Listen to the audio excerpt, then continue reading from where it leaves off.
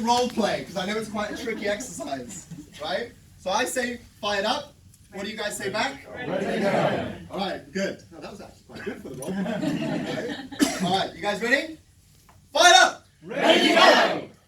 See, the first one's always like, ready to go. You know? All right, let's try it again. Let's try and get reception to come in here like, who the fuck are these guys? All right, fired up. Ready to go. Good, good. One more. Fired up. Ready to go. All right, now let's try this. If you've got your hands in your pocket, if you're a little bit, just let it go, guys. Let it go. Right, trust me on this. Just trust me on this today, right? So we're going to do two, that's it. You line them up. So we're going to do two more. That's it, just two more. Just give it your best. Two goes, fired up, ready to go, fired up, ready to go. Quick succession. You ready? Ready? Yes. Fired up! Ready to go. Fired up! Ready to go. Fired up! Ready to go. All right, grab a seat, guys. Thank you so much. Thank you so much. Okay, so here's the point of this exercise.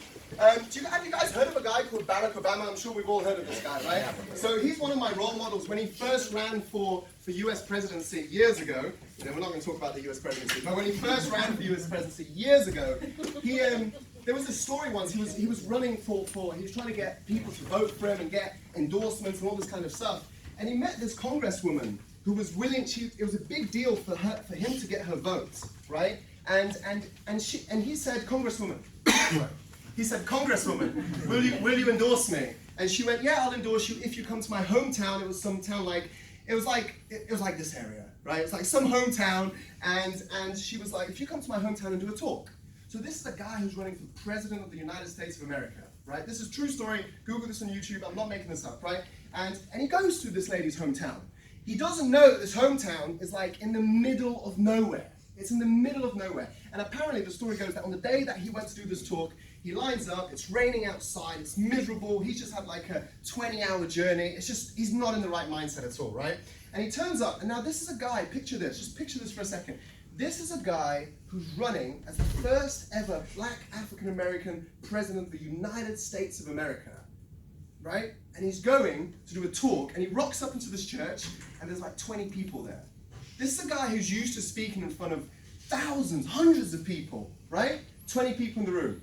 How do you think he's feeling? Not very good. He's definitely not feeling fired up, right? And then he noticed, he's trying to get himself in the mindset, blah, blah, blah. He just wants the endorsement from the lady, right? And then what happens is, at the corner of the room, there's this woman, and she goes up to people like this old lady with a big church hat, like the typical American movies, right? Big church lady, American hat. She goes up, she's like, fired up. And then before people could respond, she'd be like, ready to go.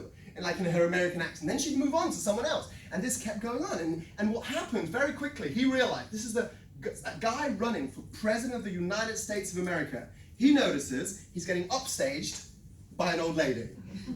So he's like, what is going on? So he goes to meet this lady, and before she even meets him, he's like, hi, my name's Barry. She's like, fired up. He's like taken aback by it. He's like, ready to go. And what happens is, after a while, he starts joining in, right? This is the guy running for President of the United States of America. And he notices he starts to feel a bit fired up. By the end of that 20-minute talk that he did, he was so fired up. And throughout the rest of the day, he was going to staff, are you fired up? And they'd be like, I'm ready to go, boss.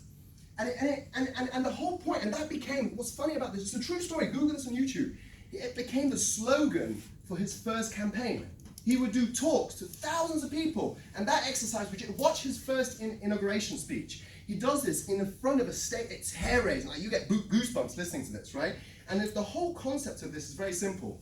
If one voice can change a room, one room can change a town, one town can change a city, one city changes a state, and one state changes the country, one country, very American, but one country can change the world. But that whole thing, even saying that gives me goosebumps, because that whole thing actually comes from one lady in a church being so positive, being so dynamic.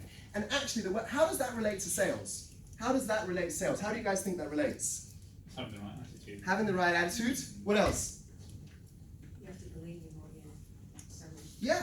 Quick show of hands. Who here believes that their product can make a life-changing difference to their clients? So should people buy it? Yes or no?